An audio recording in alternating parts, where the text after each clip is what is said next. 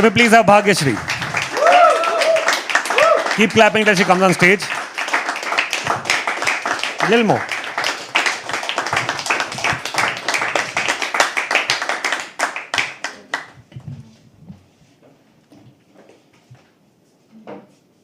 So this poem is a conversation of a lost girl who herself is waiting for her own homecoming.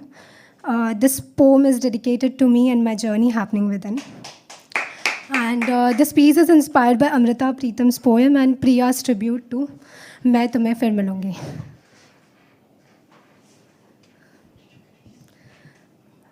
मैं तुम्हें फिर मिलूंगी, कहा कैसे किस तरह मुझे सब पता है. कभी चांद बन खिड़की पर उतरूंगी, कभी मुस्कान बन नम आँखों को सींचूंगी, हर इम्तिहान बन ज़िंदगी को समझूंगी. मैं तुम्हें फिर मिलूंगी, कहा कैसे किस तरह मुझे सब पता. कोरे कागज़ पर अल्फाज बन डोलूंगी, नीली स्याही में अपने आंसू घोलूंगी, एक किताब बन अपनी कहानी बोलूंगी. मैं तुम्हें फिर मिलूंगी, कहा कैसे किस तरह मुझे सब पता है.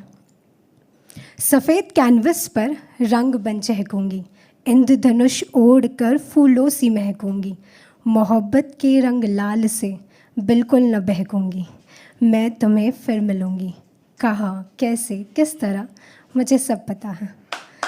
कभी रात बन नींदों को तोड़ूंगी, पुरानी याद बन तुम्हारा आज मोड़ूंगी, फिर सुबह की धूप से वो टुकड़े में जोड़ूंगी. मैं तुम्हें फिर मिलूंगी, कहा कैसे किस तरह मुझे सब पता है.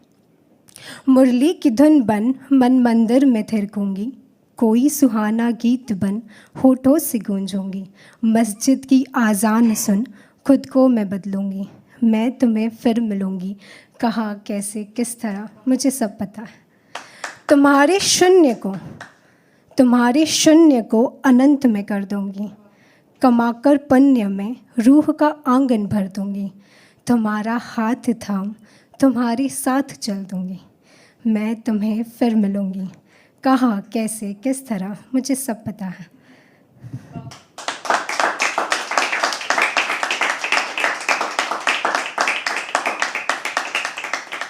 The next is a short story. The title is सैलाब. जब जब भूतकाल वर्तमान पर हावी होता है, तब तब पुरानी यादों का गहरा सैलाब आता है.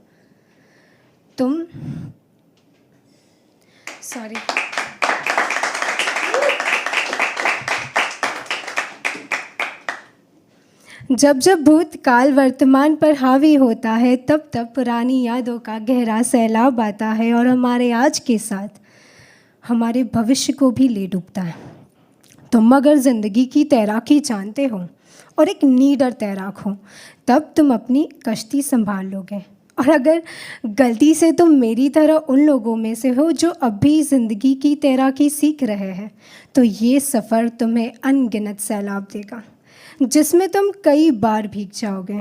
और तुम्हें बचने के लिए अपने हाथ पैर मारने की गति को शीघ्रता से बढ़ाना होगा, उतनी ही तेज़ी से जितनी तेज़ी से तुम अपने अतीत के पन्ने टटोलाते हो. तुम्हारी रुकने पर पाबंदी होगी. तुम अगर थम गए तो तुम धीरे धीरे गहरे सैलाब में डूब जाओगे और वहाँ से बाहर निकलने के लिए न जाने कितना समय लग जाएगा. और जब अपने करीब एक से एक तैराक पाओगे और उनकी तरक्की देख अंदर से भयभीत हो जाओगे, तब तुम्हें अपनी ही कैद से बचाने के लिए खुद ही की परछाई न मिलेगी. आज सवेरे मैं भी बीते पलों के सैलाब में डूबी रही, दिल और दिमाग से युद्ध करने लगी, फिर थक गई, खामोश हो गई और बस ये चाहा कि इतनी गहरी नींद मिले जिसकी कभी सुबह ना. मगर फिर भोर हुई, चिड़िया आई, ची ची करके चहकाई, कोशिश करने की आस मिली, वो नन्ही चिड़िया ने सिखलाई. अरमान जगे उजालों से मैं अंतर मन से मुस्काई. उस नन्ही चिड़िया के होने से आखिरकार मैं ये समझ पाई कि डूबने और तैरने के बीच में ही तो है ज़िंदगी. हाँ, माना आपको तैराकी नहीं आती, ना ही मैं खुद कोई उंधी तैराक हूँ, मगर क्या हम रोज़ाना अतीत के सैलाब से भयभीत हो जाएंगे और अपने वर्तमान के साथ खिलवाड़ करेंगे?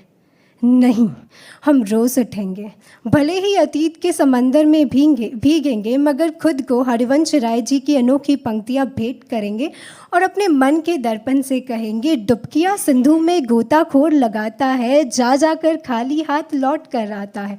मिलते नहीं सहज ही मोती गहरे पानी में, बढ़ता दुगना उत्साह उसी हैरानी में। मुट्ठी उसकी खाली हर बार नहीं होती, कोशिश करने वालों की कभी हार नहीं। उम्मीद करती हूँ आपकी ज़िंदगी में जब जब सैलाब आए तब तब आप बहादुरी दर्शाएं और एक ऊंचे स्तर के तैराक बने। Thank you.